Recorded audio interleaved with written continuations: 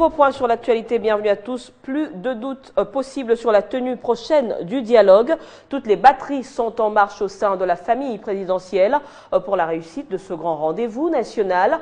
Sont fait lever les grandes options sur les questions qui divisent la classe politique.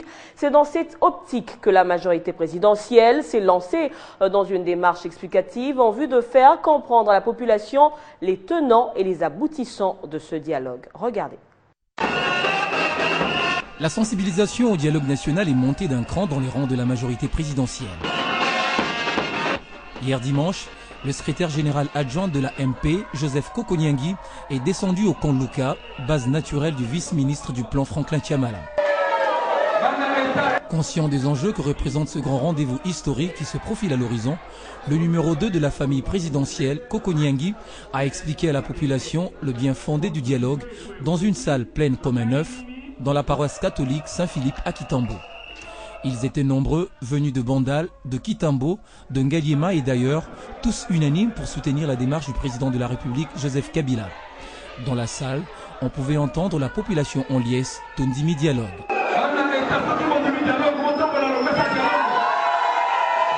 Dans la suite du secrétaire général adjoint de la MP, les secrétaires nationaux chargés des stratégies des partis politiques, mais également les communicateurs de cette plateforme politique. Chacun son tour pour passer un message précis à la population. Dans son intervention, Kokoniangui est revenu sur la nécessité de la tenue du dialogue.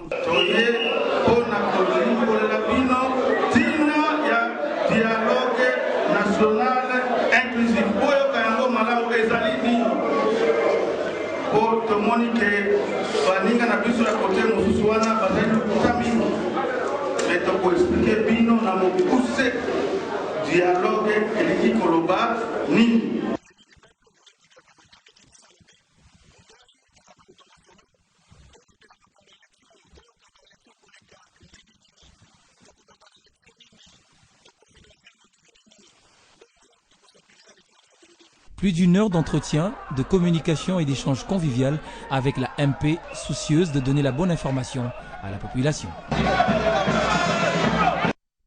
Et la ministre de Commerce Nefertiti Goudianzaki Soula a pris part à un culte œcuménique de soutien au dialogue organisé par les pasteurs du Bureau d'intervention sociale pour la reconstruction du Congo, un office pendant lequel les Congolais ont été appelés à la repentance pour la réussite de ces assises. C'est une rencontre considérée par certains pasteurs comme l'application de la recommandation divine reçue lors d'un retraite de prière à Kinshasa. Désormais, ces pasteurs en font un sujet de prêche, convaincus que ces assises visent bien l'intérêt général. Le chef de l'État a convoqué le dialogue national, mais il y a depuis un certain temps certains remous qui se sentent dans la classe politique et dans la population. Alors nous en avons profité par ce temps de prière de pouvoir expliquer aussi aux fidèles le bien fondé de ce dialogue. Un culte œcuménique pour réveiller les consciences des uns des autres, de quoi dépend aussi la réussite de ce forum. Nous avons été abreuvés de la parole de Dieu pour faire voir à la population qu'au finish, c'est la population qui sera bénéficiaire des avantages d'un tel dialogue. Mais c'était aussi une occasion pour ces hommes d'église de remercier le chef de l'État et le gouvernement de la République pour les actions sociales menées en faveur de la population de Tchangou et de Moamba. C'est pourquoi nous interpellons les autorités et la population congolaise de mettre Christ au centre de ce dialogue politique. D'autres activités encourageant le dialogue national inclusif sont prévues le 21 décembre et 4 janvier 2016 pour avoir l'adhésion du plus grand nombre. Il faut dire que plusieurs églises soutiennent le dialogue politique en RDC convoqué par le président de la République. Les églises de réveil approuvent la tenue de ces assises et encouragent les politiciens à dialoguer. Elles se sont prononcées lors d'une déclaration commune à Kinshasa. Elles affirment tenir à ce dialogue pour parvenir à la réconciliation nationale. Mes chers compatriotes, j'ai décidé ce jour de la convocation d'un dialogue politique national inclusif. Annoncé par le chef de l'État Joseph Kabila, les dialogues politiques intéressent aussi les églises des réveils de la RDC. Bénis ces instants que tu nous donnes. Dans cette salle, toutes ces églises sont représentées. Ces églises sont pour le dialogue une position justifiée par la réconciliation nationale et qu'ils souhaitent. Déclarons la tenue du dialogue national, l'intervention de l'Église dans le domaine de la vie politique d'un pays se résume dans l'accomplissement du but de Dieu en faveur des hommes. Les églises des réveils soutiennent depuis plus d'une année déjà l'idée d'un dialogue inclusif et représentatif de la classe politique ainsi que de toutes les forces vives et de la nation, mais surtout dans le respect de la Constitution. En rapport avec la paix et la cohésion nationale, nous en appelons à la consolidation de la paix, à l'unité et à la cohésion nationale, facteur indispensable à tout développement socio-économique et à la stabilité des institutions de la République. Les églises des réveils se réjouissent de la convocation par le chef de l'État de ces dialogues inclusifs. Ils voient à leur prophétie être accomplie. Les églises indépendantes du Congo sont également partantes. L'église Mont Carmel de Lemba était édifiée par Monseigneur Zinga Simon sur le bien fondé de la tenue de ce forum. Et c'était sur l'initiative du président de la Commission nationale des droits de l'homme, Mwamba Mwamous. Nenumavungu Claude Viringanine. Si certains acteurs politiques entretiennent toujours le flou sur leur participation ou non au dialogue, les organisations de la société civile, par le biais du président de la Commission des droits de l'homme et celui des églises indépendantes du Congo, ont focalisé leur action, font de cette thématique leur cheval de bataille. Pour eux, c'est une opportunité à ne pas rater.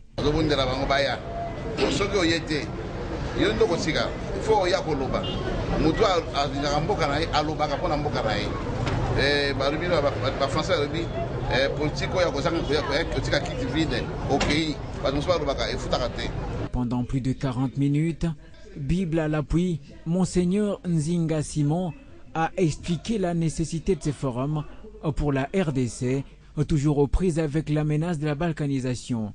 Réunis au sein du caucus des évêques des églises indépendantes du Congo, ces autorités religieuses ont ainsi confirmé leur participation à ces forums. Prenons à témoin notre peuple sur l'intérêt fondamental pour cette opportunité que le chef de l'État a ouvert pour toutes les filles et fils congolais de s'exprimer pendant ces assises afin de préserver la paix et la tranquillité publique acquise avec sacrifice. Nous, évêques autochtones de l'Église indépendante du Congo, disons non à toute démarche et appel visant à favoriser la violence. La vraie stabilité sociale partira de là, continue-t-il à marteler. Pour le représentant légal de l'Église de Jésus-Christ en Esprit Saint, Bolia Bonois, eh bien, ces assises initiées par le chef de l'État doivent être soutenues par la prière pour une issue favorable, d'où le sens de la prière spéciale organisée hier dimanche et qui a réuni toutes les extensions. Arlette Boutella. Pour l'amour d'Israël, je ne me tairai point. Pour l'amour de la RDC, l'EJCS Nouvelle Alliance est sortie de son silence.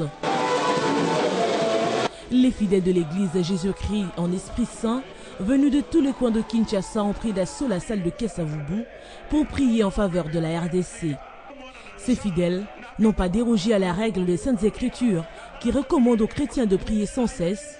Le représentant légal de l'église, l'apôtre prophète Bolia Bonois, a demandé aux fidèles de soutenir le dialogue national pour une issue favorable en faveur de la population congolaise.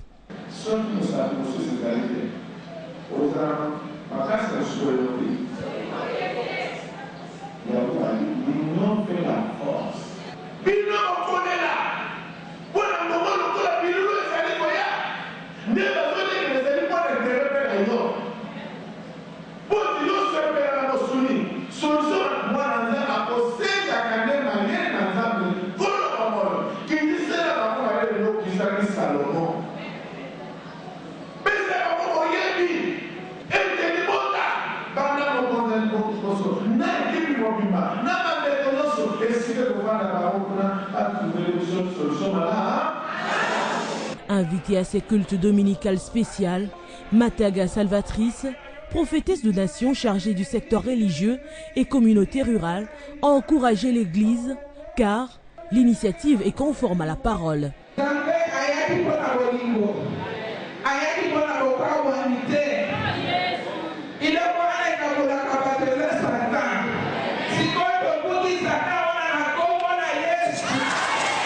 Par la même occasion, le représentant légal Bolia Bono a demandé une intention de prière pour la santé de son père spirituel, l'apôtre Bolia Inzola Casimir, fondateur de l'Église. Parlons également du bureau politique du Parti démocrate chrétien qui salue le dialogue politique et inclusif convoqué par le président Kabila pour le PDC. Ce forum est le cadre par excellence pour baliser le chemin qui va mener vers des élections apaisées et transparentes.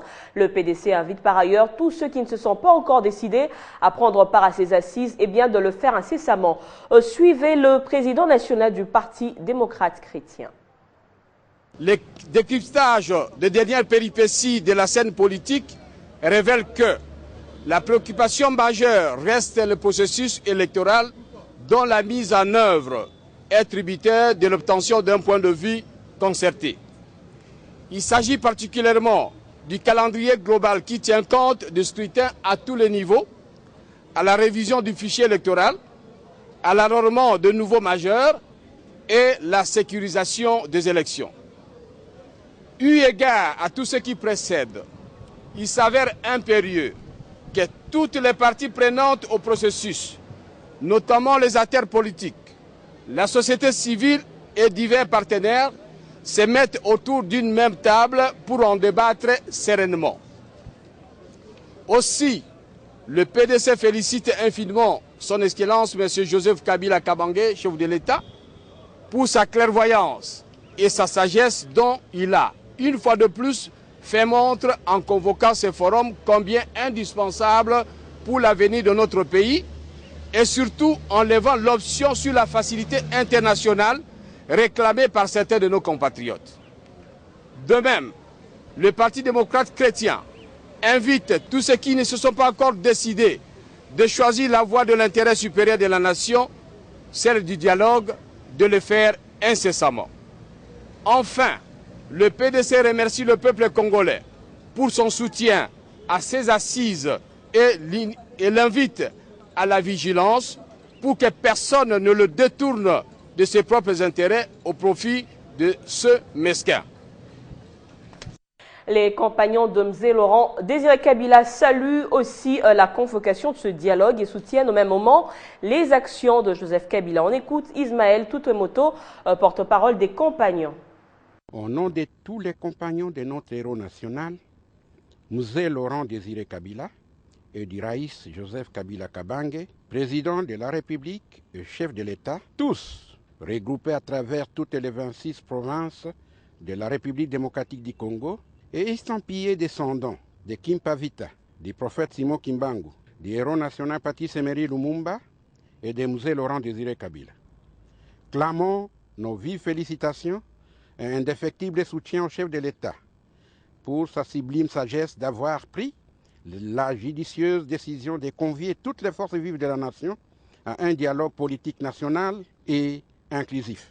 Ainsi, nous prions notre Dieu, l'Éternel Tout-Puissant, afin qu'il demeure à tout jamais son protecteur et surtout son guide dans l'organisation de ce dialogue national, palabre indispensable pour l'évolution politique et démocratique de notre cher pays, la République démocratique du Congo. Pour les compagnons, Ismaël Toutemoto, José Mutombokadi, Aimé Matante Popol et Marcelo Kalonji. Autre chose, à présent, les présumés braqueurs du véhicule de la Caritas qui transportaient 195 000 francs congolais destinés à la paye des enseignants du territoire de Massissi au Nord Kivu le 28 novembre dernier sont aux arrêts.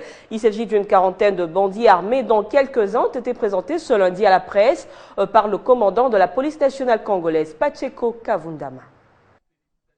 C'est ici, au bureau du commissariat provincial de la police nationale congolaise au Nord Kivu que ces quelques présumés bandits et braqueurs de la